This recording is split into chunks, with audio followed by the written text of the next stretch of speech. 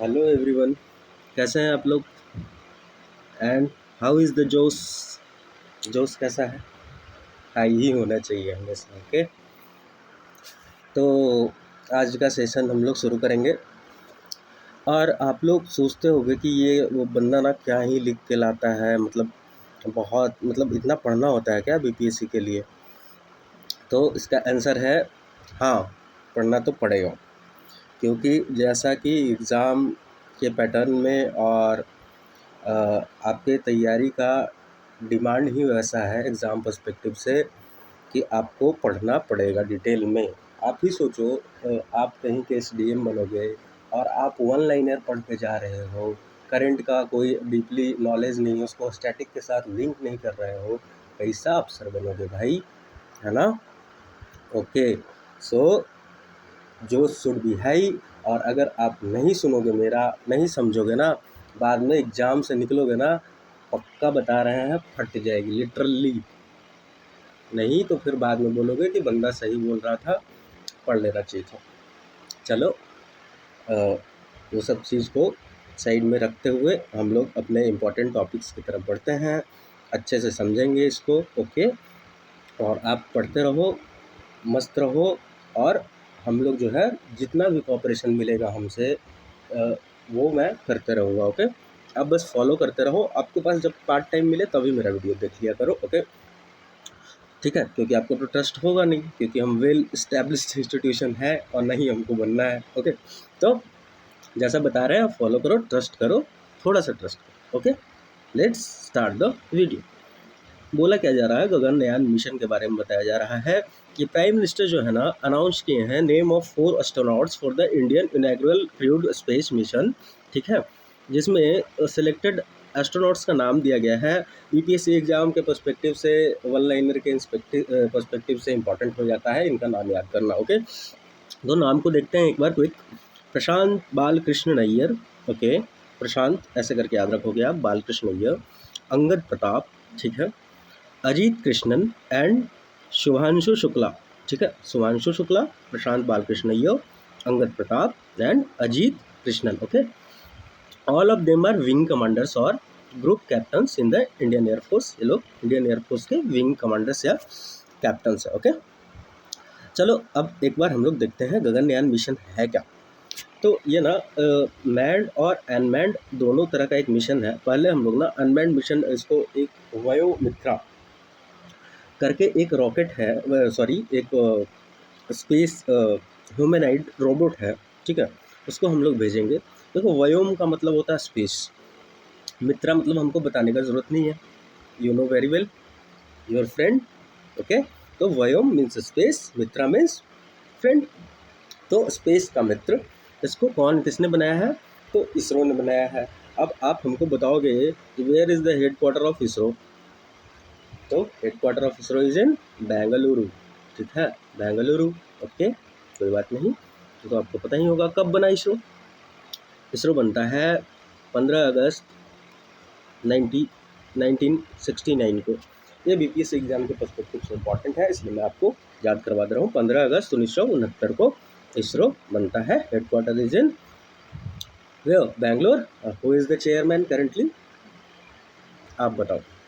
ठीक, देखो, गगनयान मिशन बता दिया मैंने कि मैन्ड एंड अनमैन्ड मिशन दोनों है। ठीक है, ये क्या करेगा, ये प्रोग्राम जो है ना इन्विसाइज किया गया है क्या डेमोन्स्ट्रेट करने के लिए कि ह्यूमन स्पेस फ्लाइट जो है वो लो अर्थ ऑर्बिट में, तो लो अर्थ ऑर्बिट में शॉर्ट टर्म के लिए क्या फाउंडेशन ले करेगा, sustained human space exploration program in the long run. Explore करेंगे हम लोग स्पेस को, ठीक है, और बहुत बेहतर बनाने के लिए और रिसर्च करने के लिए। ओके, तो इसमें keyword is the low earth orbit. Can anyone से कि लो अर्थ ऑर्बिट कहाँ से कहाँ तक के रेंज करता है, या ऑर्बिट का डिफिनेशन कोई बता सकता है क्या, ऑर्बिट क्या होता है? ठीक है, ऐसा ही क्वेश्चन आएगा। ठीक है, देख लेना, याद आएगी मेरी बात तुमको एग्जाम में। देखो, ऑर्बिट क्या होता है ना कि अगर हम लोग ठेठ भाषा में समझे, बुक जो डेफिनेशन दिया है उसको छोड़ के, तो ये ना एक सर्कुलर और इलिप्टिकल पाथ होता है। ठीक है, जैसे कि अर्थ जो है ना अपने ऑर्बिट में, अपने एक्सिस पे तो कर ही रही है और ऑर्बिट में रोटेट करती है सन के अराउंड, आपको भी पता होगा। तो ऑर्बिट इज अ सर्कुलर और इलिप्टिकल पाथ वेयर, आप कुछ भी ले लो, सैटेलाइट्स ले लो और कुछ भी ले लो, जो भी चीज़ लेना है वो अपने सर्कुलर पाथ या इलिप्टिकल पाथ में रोटेट करती है, ठीक है। इसी को ऑर्बिट बोलते हैं, ठीक है। तो हम लोग पहले ऑर्बिट को देखते हैं। ये हमारा हमने लो अर्थ ऑर्बिट बनाया है, ठीक है। आपके लिए ये ज़्यादा समय ना लगे, ठीक है। तो लो अर्थ ऑर्बिट कहाँ से कहाँ तक के होता है, तो 160 किलोमीटर, अगर आपसे पूछ दिया जाए लो अर्थ ऑर्बिट कहाँ पे होता है, 160 किलोमीटर टू वेयर 2000 किलोमीटर, यहाँ तक के क्या होगा, लो अर्थ ऑर्बिट होगा, ओके। उसके बाद मीडियम अर्थ ऑर्बिट जो है 2000 किलोमीटर से लेके 2000 किलोमीटर से लेके टिल 35786, आप 36,000 किलोमीटर याद रखोगे, ओके, 35,786, ठीक है, किलोमीटर तक के मीडियम और अर्थ ऑर्बिट होता है। और जो ये स्पेसिफिक पॉइंट है ना एमईओ का, जो अपर पॉइंट है, इसको हम लोग बोलते हैं जियो सिंक्रोनस ऑर्बिट। अब सोच रहे हो कि क्या बता दिया ये जियो सिंक्रोनस। तो जियो सिंक्रोनस का मतलब कि जियो मीन्स अर्थ, ओके, अर्थ के साथ सिंक है। मतलब अगर अर्थ 24 आवर में, मैं इसको तब तक मिटा दे रहा हूँ, फिर से बना दूंगा। तो अर्थ जो है 24 आवर में सन को रिवॉल्व कर रही है, ठीक है, 24 आवर में कर रही है ना, तो उसी के साथ सिंक होगा। It means at the height of 35786 kilometre the satellite will also complete a revolution in exactly 24 hour, okay. कहाँ, जियो सिंक्रोनस ऑर्बिट में, मीन्स अर्थ के साथ सिंक है और 36,000 किलोमीटर पे ये 24 घंटा some second some minutes up down हो सकता है, ठीक है, ओके। तो हमने ये देख लिया कि medium low earth orbit, medium earth orbit, और 35,786 के बाद जो भी होगा वो हाई अर्थ ऑर्बिट होगा। अब बात ये है कि लो अर्थ ऑर्बिट में हम लोग क्या क्या चीज़ रखते हैं, जैसे कि अर्थ मॉनिटरिंग सैटेलाइट हो गया, ठीक है। तो बताओ आप ही, कार्टोसैट होगा, कोई भी होगा जिससे अर्थ को मॉनिटर करना होगा क्लोजली, तो वो तो क्लोज होगा तभी तो हमको बेटर इमेज दे पाएगा, ओके। इसमें एक प्रॉब्लम ये है कि जो लो अर्थ ऑर्बिट में ना सैटेलाइट जो है उसको एक बार मतलब रोटेट करने में उसको 2 आवर लगता है। अब मैं ये भी समझाऊंगा कि कैसे, जैसे जैसे डिस्टेंस नज़दीक होगा the speed of satellite will be more, okay. So first we will see क्या क्या होता है लो अर्थ ऑर्बिट में। जैसे कि अर्थ का रिसोर्स का अगर मॉनिटरिंग करना है, ठीक है। उसके बाद रिमोट सेंसिंग सैटेलाइट, ठीक है, रिमोट सेंसिंग सैटेलाइट। उसके बाद कम्युनिकेशन सैटेलाइट, ये सब जो है ना कम्युनिकेशन सैटेलाइट, ये सब लो अर्थ ऑर्बिट में होगा, ठीक है, क्योंकि हमको लेटेंसी में एक्यूरेसी चाहिए, और जिसकी वजह से communication satellite, are you understanding ना, पिछला दिन भी हम लोग ने डिस्कस किया था, जैसे कि सैटेलाइट फ़ोन आर्मी हमारे जो भी पर्सनल्स हैं यूज़ करते हैं, ठीक है, तो वो बहुत हेवी इक्विपमेंट होता है उसका, ठीक है। तो सैटेलाइट फ़ोन वगैरह हो गया, ये सब जो है ना लो अर्थ ऑर्बिट में होते हैं, ओके। चलो, तो देखो हम लोग एक चीज़ समझेंगे, ठीक है, अब ध्यान से सुनना, और इसके बाद हम इसको आगे बढ़ेंगे, ठीक है। ये देखो, ये अर्थ हो गया अपना प्यारा सा। अब ना यहाँ पे देखो, ये सर्कुलर ऑर्बिट है, ठीक है। अब एक मैं फॉर द एग्जांपल नाउ एक इलिप्टिकल ऑर्बिट बनाता हूँ। इक्लिप्स पढ़े हो ना, हाँ, तो ये इलिप्टिकल ऑर्बिट हो गया। अब बताओ, जो सैटेलाइट है, मान लो कि हम यहाँ पे प्लेस करते हैं सर्कुलर ऑर्बिट के लिए, ठीक है, तो हमको कितना स्पीड से छोड़ना पड़ेगा सैटेलाइट को, ठीक है। तो देखो यहाँ से है ना, अगर मान लो यहाँ पे सोचो कि अर्थ का ग्रेविटेशन भी है, ठीक है, तो हम लोग को सैटेलाइट का जो स्पीड देना है वो कितना देना है, यही हम लोग समझेंगे पहले क्विकली, ओके। अच्छा, फोर्स इज इक्वल टू क्या होता है, GMM लिख देते हैं इसको बाई r², ठीक है। अब centripetal force is equal to क्या होता है, हाँ, okay, centripetal force is equal to क्या होता है, mv²/r, है ना, mv²/r। दोनों को जब कट करोगे, यहाँ से देख लो, कट कर लेना और समझ लेना, दोनों को इक्वल जब करोगे तो क्या आएगा हमारा ये इक्वेशन आएगा, कौन सा वाला, ये लिख दे रहा हूँ मैं, v = √GM/r²। मतलब कि अगर इतना के स्पीड से छोड़ेंगे, इतने के बराबर के स्पीड से छोड़ेंगे, तो satellite will revolve in circular orbit. गौर से सुनो, ध्यान से सुनो मेरे बात को। ये सब तुमको ना 30-40 हज़ार रुपया देना पड़ेगा समझने के लिए। 10,000 रुपया करंट अफेयर्स का कोर्स लेना या फाउंडेशन कोर्स लेना। समझा रहे हैं तो नहीं समझो।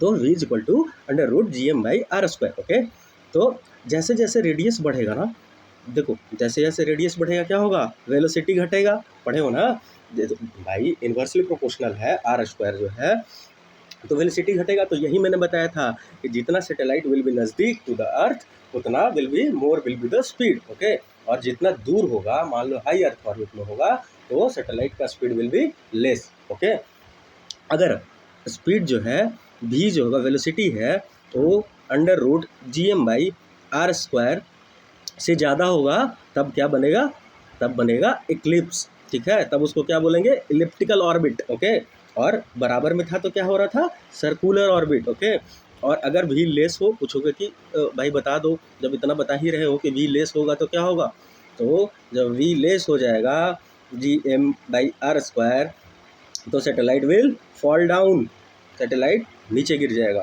तो ये कुछ बेसिक चीज़ था जो हमने आपको समझा दिया।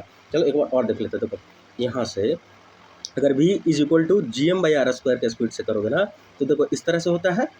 देखो, अरे यार क्यों नहीं समझते हो, देखो ये है,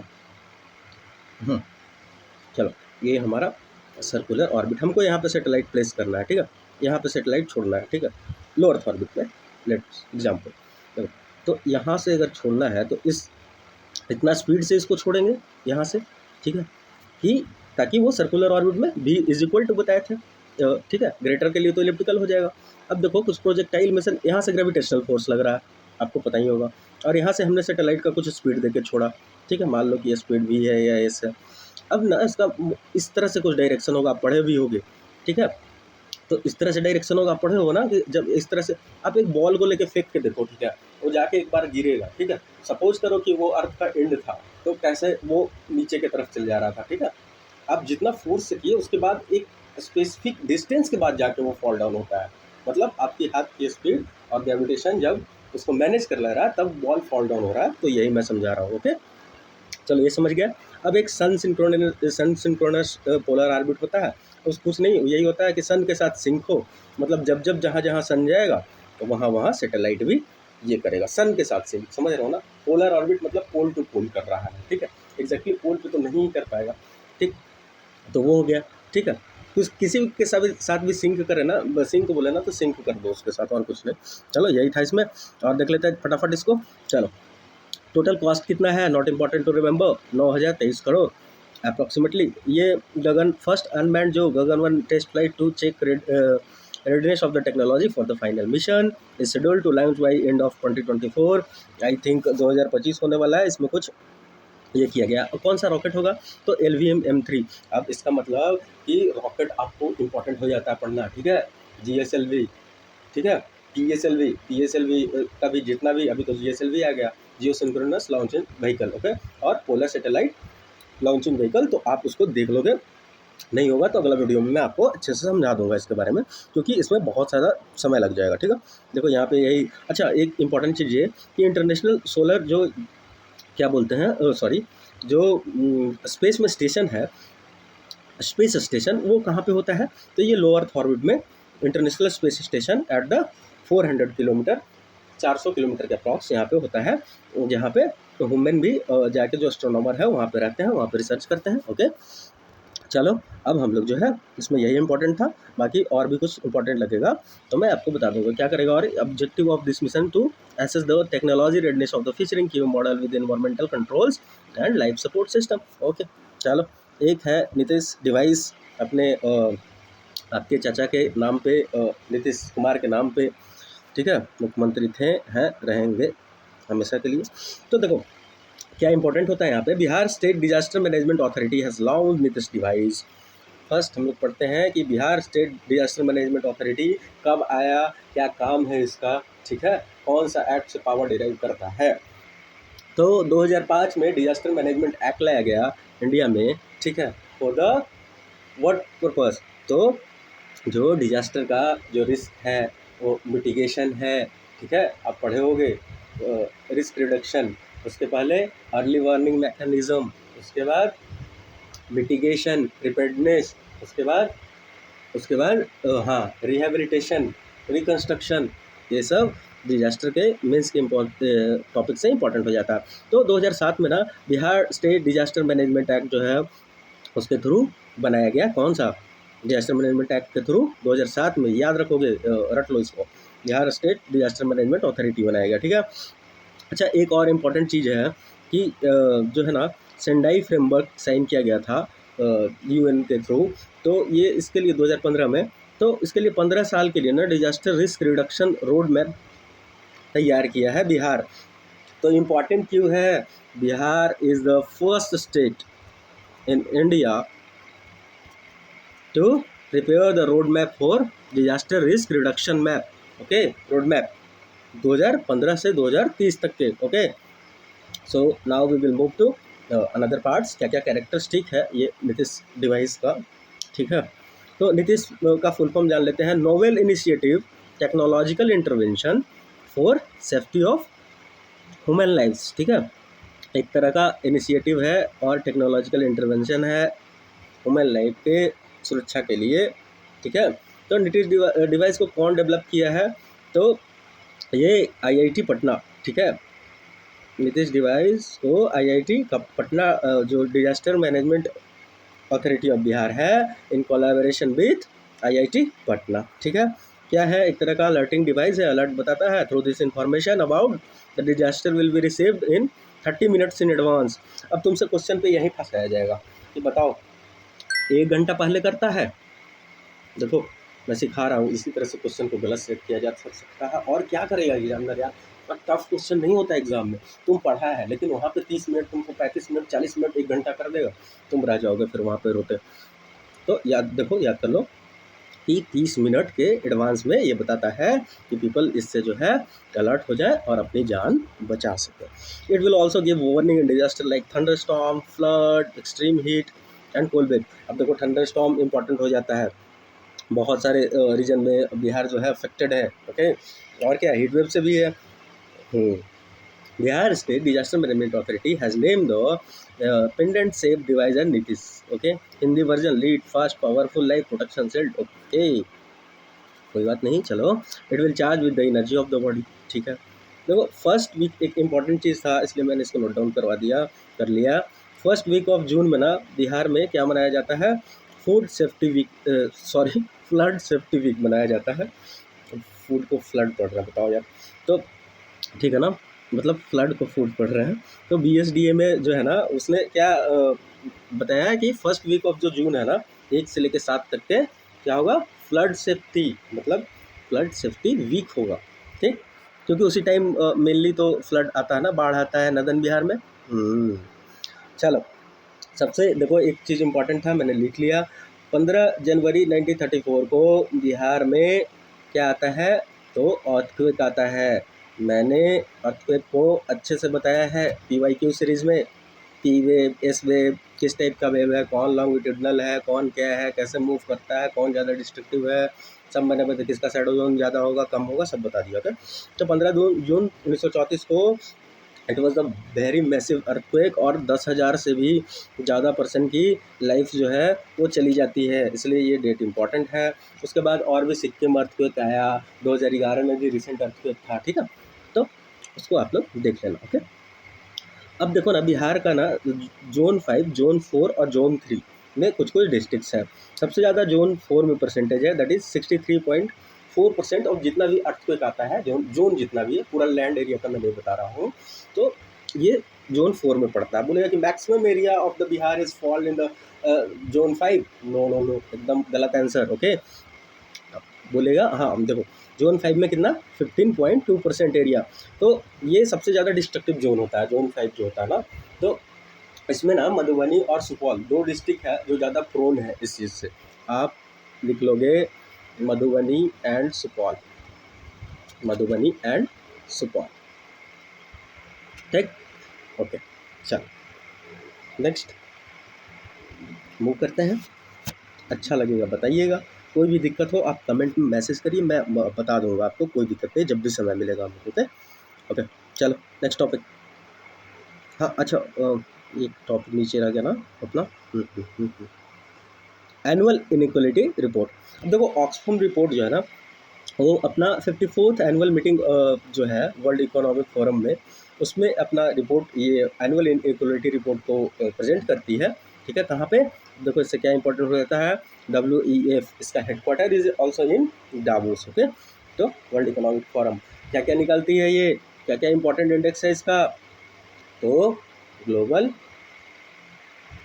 इन जेंडर इनइक्वलिटी इंडेक्स, बताओ क्या रैंक है ग्लोबल जेंडर इनइक्वलिटी इंडेक्स में इंडिया का, बताओ बताओ, 129। ओके, याद कर लेना।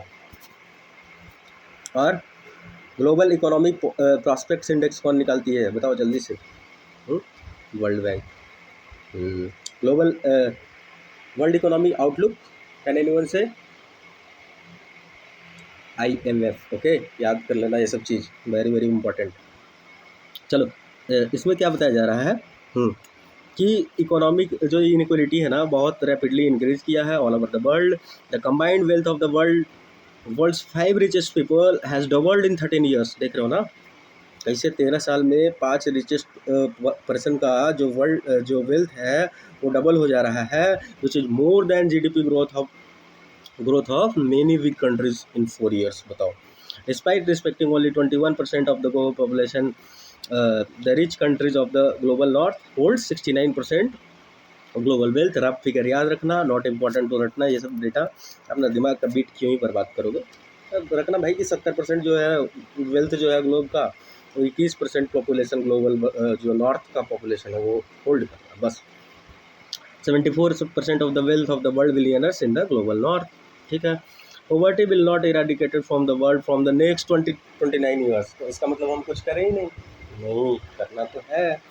अब देखो एक इम्पॉर्टेंट चीज़ इसमें ये है, और मैंने इसको इसलिए नोट डाउन कर लिया है क्योंकि JPSC से क्वेश्चन पूछी थी, तो हो सकता है कि BPSC का भी दिमाग इस बार उधर चला जाए। ओके, तो चलो देखते हैं क्या होता है लॉरेंज कर्व। ओके, देखो मैं, ये तो छोटा डायग्राम है, पता नहीं चलेगा। देखो ये पॉपुलेशन का साइज है 0 to 100, ठीक, और ये वेल्थ, ओके, दैट इज यहाँ पे 100। ठीक है, देखो ये जो है ना, दिस विल बी इक्वलिटी का ग्राफ। ठीक, ऐसा समझा दे रहा है ना, भूलोगे नहीं कभी। ठीक, ये बोलता है लाइन ऑफ इक्वलिटी। ठीक है, ऐसा होगा ग्राफ, तो सही है, मतलब देख रहा है ना, इतना परसेंट पॉपुलेशन, इतना वेल्थ, इतना परसेंट इतना, इतना परसेंट इतना, इतना परसेंट इतना, सो सिंपल। लेकिन लॉरेंज का ये बोलता है कि ये इस तरह का ग्राफ है हम लोग का कुछ। ठीक है, इस तरह का ग्राफ का मतलब क्या, इसको क्या बोलते हैं हम लोग, लॉरेंज कर्व बोलते हैं। ठीक है, इसको बोलते हैं लॉरेंज कर्व। ओके, और इसको हम लोग देखो, इसको हम लोग A से डिनोट करेंगे, इसको हम लोग B से डिनोट करेंगे। ठीक है, देखो यहाँ पे समझ में आ रहा है, यहाँ पे इस पॉइंट पे पहुँचोगे, इस पॉइंट पे देख रहे हो ना, इस पॉइंट पे, तो यहाँ के बाद जो इतना परसेंट जो पॉपुलेशन है, लेस, ये इतना सारा बचा हुआ पॉपुलेशन जो है वो इतना मच ऑफ वेल्थ को होल्ड कर रहा है। ठीक है, मतलब जो इधर का 10% लास्ट का है वो कितना स्टिपली यहाँ पे ग्राफ जो है बढ़ रहा है, और यहाँ देखो कैसे जा रहा है ग्राफ, दिख रहा है ना। तो इस तरह का ग्राफ है, इसी को बोलते हैं कि इनइक्वलिटी। और जैसे जैसे मतलब पर कैपिटा इनकम जैसे जैसे ग्रोथ होगा, जैसे जैसे बढ़ते जाएगा वेल्थ, वैसे वैसे और इनइक्वलिटी बढ़ेगा, यही चीज़ बोलता है लॉरेंज कर्व। तो इसका ना एक ये होता है, इंडेक्स होता है कि ये 0 से 100 तक के डिनोट करता है। ठीक है, 0 से 100 तक, सॉरी 0 से 1 तक के, सॉरी यार, 0 से 1 तक के, where 0 will be perfect equality और 1 विल बी परफेक्ट इनइक्वलिटी। अब एक गिनी कोफिशिएंट लिखा हुआ दिख होगा तुमको। गिनी कोफिशिएंट होता क्या है, तो जैसे कि मैंने ये ग्राफ बनाया था ना, अरे यार मिटा दिया उसको, कोई नहीं, चलो। तो ये था, तो इसमें ना, इसमें जो ये कोफिशिएंट आ रहा था ना हमारा, इसको A से डिनोट कर रहे थे, इससे B से डोनेट कर रहे थे। तो गिनी कोफिशिएंट इज इक्वल टू होता है A इज इक्वल टू, हाँ, A by A divided by A plus B। ठीक है, ठीक। तो मान लो कि एक एक एक ये जो 1 है, ये जो है वो 1 था और इधर 1/2 हो गया, तो ये सही होगा। जितना भी 0 के करीब होगा means it shows the equality, और 0 से 1 के तरफ बढ़ेगा तो वो इनइक्वलिटी है। ठीक है, समझ गए? कोई दिक्कत? अगर दिक्कत हो तो बताओ। एक बार तुमको टेक्निकल बता दूँ डेफिनेशन। चलो ठीक है, देखो लॉरेंज का टेक्निकली डेफिनेशन यही होता है कि कितना percentage of the national resident जो है पोसेस कर रहे हैं, कितना percent of the national wealth, यही है। ओके, और जो मैंने गिनी कोफिशिएंट बताया था, सो बता ही दिया था कि जो एरिया आइडियल लाइन और जो लॉरेंज के बीच में है, यही बताया था ना मैंने। नहीं समझ में आया होगा तो फिर देख लो। देखो area between ideal line and Lorenz, ये हो गया डिवाइडेड बाय टोटल एरिया। ठीक है, ये और भी मिला के टोटल एरिया, यही बताया था हमने। हाँ, तो यही इसी को बोलते हैं गिनी कोफिशिएंट, और कुछ नहीं। और यही गिनी इंडेक्स यही मेजर करता है, मैंने बता दिया। 0 से 1 के बीच में जितना 0 होगा, 0 की तरफ होगा उतना विल बी इक्वलिटी, और 1 की तरफ होगा उतना विल बी इनइक्वलिटी। ठीक है, 0 will be perfect equality. Okay, ठीक। अब तुम कोई भी क्वेश्चन छोड़ोगे नहीं, आई होप सो। चलो अब हम लोग आगे बढ़ते हैं इधर की तरफ। Multi dimensional poverty in India discussion paper not. चलो देख लेते हैं इसको भी एक बार। अब बताओगे कि global multi dimensional poverty index कौन निकालती है? ठीक है, लिखा हुआ है यहाँ पे UNDP, United Nation Development Programme, and OPHDI। Okay, मतलब Oxford poverty and human development initiative. Okay, और ये बोलती है कि 230 मिलियन पीपल जो है ना वो पुअर है। ठीक है, अक्रॉस द वर्ल्ड। चलो और देखते हैं। Discussion paper titled Multidimensional Property in India, which started since 2005 to 6, has been released by Niti Aayog on 15 January 2024. Okay, next. In the discussion paper data from the national family health सर्वे 2015-16 में चौथा वाला था, और national family health सर्वे 2000 जो national family health survey 5 था वो 2019 से 21 तक के। ठीक है, तो ये बता रहा है कि सिग्निफिकेंट रिडक्शन हुआ है किसमें? Multi dimensional poverty. क्या होता है मल्टी डायमेंशनल पॉवर्टी इंडेक्स, ये हमको पहले समझना होगा। ठीक है, देखो इसमें ना 3 चीज़ को लेते हैं, मेनली 3 चीज़ को लेते हैं। ऐसे तो और भी ज़्यादा चीज़, ऐसे 12 मेजर इंडिकेटर होता है, लेकिन हेल्थ, लाइफ एक्सपेक्टेंसी और व्हाट क्या हो गया, एजुकेशन। ओके, हेल्थ, एजुकेशन और स्टैंडर्ड ऑफ लिविंग। इसमें ना 12 जो मेन पॉइंट्स है उसको भी हम लिख के रखा हूँ, मैं तुम्हें दिखा रहा हूँ। ओके, तो ये पहले देख लो कि इसमें इंडिकेटर्स में यही होता है कि क्या डायमेंशन इसका यही होता है, इसी चीज़ में हम लोग जो भी है वो काउंट करते हैं नंबर को। ठीक है, तो एक बार ऊपर देख लेते हैं। तो सिग्निफिकेंट रिडक्शन बोल रहा है मल्टी डायमेंशनल पॉवर्टी में। ठीक है, कितना का? फ्रॉम 29.17% था, जो कहाँ आ गया 11.28% पे। तो लास्ट जो 9 साल में बोल रहा है, 9 ईयर्स में बोल रहा है, about 24.82 crore people came out of poverty. ठीक है, at state level the highest reduction was recorded in the Uttar Pradesh. Highest level जो रिडक्शन है ना, सबसे कम किया है, कितना? 5.9 करोड़ पॉपुलेशन को किससे निकाला है? पॉवर्टी लाइन से बाहर निकाला है। Bihar was at the second and Madhya Pradesh at the third place. ठीक है, जो कि बिहार कितना? 3.77 crore population, very important to remember. तो इससे पॉवर्टी से बाहर निकला है, और 2.30 करोड़ जो है वो मध्य प्रदेश में। Not important to remember, Bihar का डेटा है इसलिए आपको याद रखना है। ठीक है, there has been significant improvement in 12 indicators, मैंने जैसा कि बताया, of the national MPI during this period. अब क्या इंपॉर्टेंट हो जाता है ना कि ये जो है ना 2013-14 में 29.17 बता रहा है, और इससे 11.28% हो गया है अभी, मतलब 29.17% जो हमारी पॉपुलेशन थी वो 2013-14 में गरीब थी। वो कैसे पता चल रहा है? तो देखो, इसके लिए मैं लाया हूँ तुम्हारे लिए तेंदुलकर कमेटी का रिपोर्ट। ठीक है, इसके पहले लकड़ा वाला कमेटी आता, ध्यान से सुनना। उसके बाद कौन आया? तेंदुलकर आए। तेंदुलकर कमेटी बोलती है कि इंडिया में जो रूरल है पॉपुलेशन 25.7%, और जो अर्बन पॉपुलेशन है that is 13.7% are the below poverty line, BPL है वो।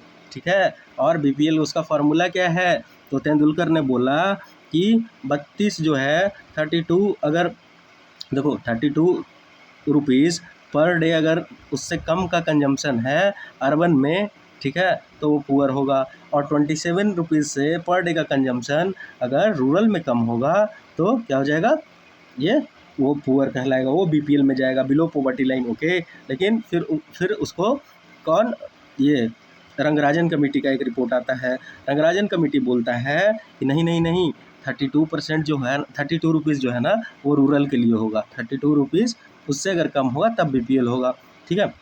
बहुत कंट्रोवर्सी हुआ इसके लिए। उसके बाद 47 रुपये जो है, यही इंपॉर्टेंट है, रिमेंबर 47 रुपये जो है वो किसके लिए होगा, कि अर्बन के लिए होगा। उससे अगर कम करेगा ना तब वो बीपीएल होगा, ठीक है।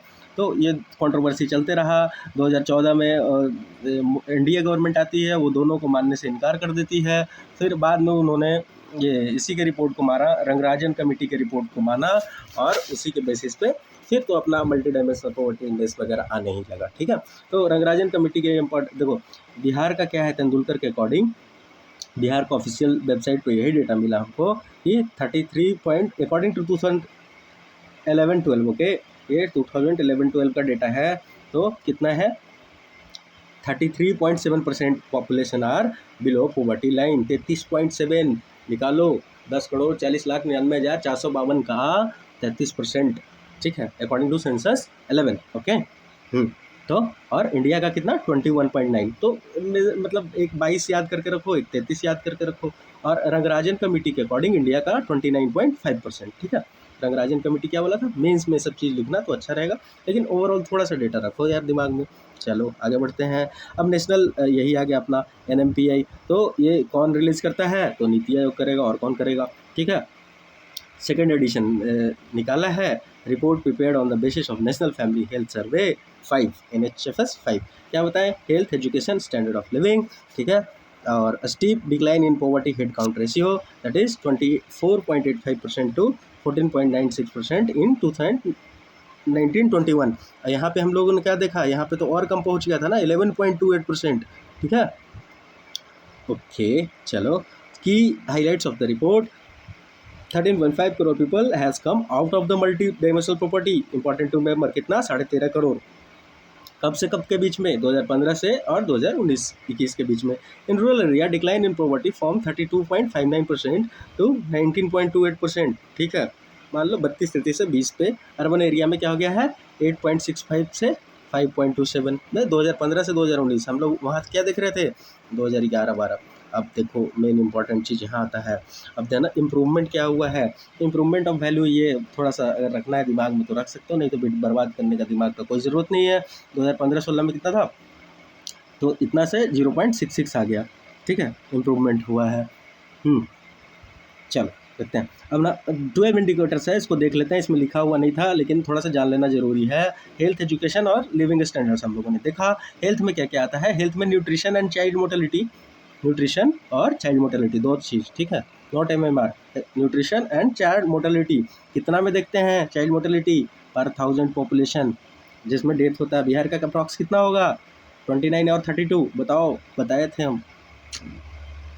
चलो एजुकेशन में क्या, एजुकेशन में year of schooling and school attendance, not literacy, literacy नहीं है यहाँ पे, दे देगा ऐसा ही ऑप्शन में कि बताओ जो MPI है उसमें लिटरेसी काउंट किया जाता है क्या, नहीं किया जाता है, ठीक है। क्या है, ईयर ऑफ स्कूलिंग और स्कूल में जो अटेंडेंस उपस्थिति है उसी को। देखो highest share of the population with multi dimensional performance दिया हुआ स्टेट का, मल्टी डायमेंशनल पॉवर्टी इंडेक्स जो है उसमें बिहार है, उसके बाद झारखंड है, उत्तर प्रदेश है, मेघालय है। देखो फास्टेस्ट रिडक्शन अभी हमने देखा था, यूपी कैसे 6 लाख के करीब में पॉपुलेशन को किया था, बिहार कितना 3 पॉइंट समथिंग था वहाँ पे, बिहार, उसके बाद MP, ठीक है, उड़ीसा, राजस्थान, और केरला का क्या है, लोवेस्ट शेयर है। Bihar so the fastest reduction in MPI in the absolute term, very important, बोल देगा कि UP shows the fastest reduction in MPI value in absolute term, नहीं, एब्सोल्यूट टर्म में बिहार किया है फास्टेस्ट रिडक्शन। अब देखो ये एजुकेशन वाला देख लिया हम लोगों ने, एक और बच रहा था लिविंग स्टैंडर्ड्स, इसमें क्या है, तो कुकिंग, तुम घर के चीज़ से याद रखोगे, कुकिंग फ्यूल गैस जैसे LPG, सैनिटेशन, ड्रिंकिंग वाटर, पानी पीने का पानी, इलेक्ट्रिसिटी, हाउसिंग एंड एसेट्स, मतलब रटना नहीं है, थोड़ा सा दिमाग में रखना है। कुकिंग फ्यूल है, सैनिटेशन है, ड्रिंकिंग वाटर है, इलेक्ट्रिसिटी है, हाउसिंग है, एसेट्स है, ठीक है, ओके। तो ये हम लोग का आज का हो गया, आज हम लोग यहीं तक के करेंगे। देखो अब 2 लेक्चर और लगेगा, और ये जो बड़ा जो भी करंट अफेयर्स में एडुट एरिया का दिया हुआ है ना, ये हम लोग का ख़त्म हो जाएगा, और हम लोग एक अच्छे कंक्लूजन पे पहुंचेंगे, जिससे हम लोग का बहुत सारा बेसिक्स भी क्लियर हो गया होगा। और देखो जैसे CMS COP14 हम लोग कब पढ़ेंगे, ये 1979 में साइन हुआ था, ठीक है, सब हम लोग देखेंगे। UNEP कब आया, इंदिरा गांधी कहाँ जाती है, जितना भी प्रोजेक्ट टाइगर है, ये सब हम लोग देखने वाले हैं। जितना भी कॉन्फ्रेंस इंपॉर्टेंट COP हुआ है, वो सब चीज़ देखेंगे। ओके, तो चलो कल का टॉपिक इलेक्टोरल बॉन्ड से हम लोग शुरू करेंगे, या आज शाम तक के ही आ जाएगा। ओके चलो, तो थैंक यू, जय हिंद, जय भारत। पढ़ते रहिए, अच्छे से रहिए। ओके।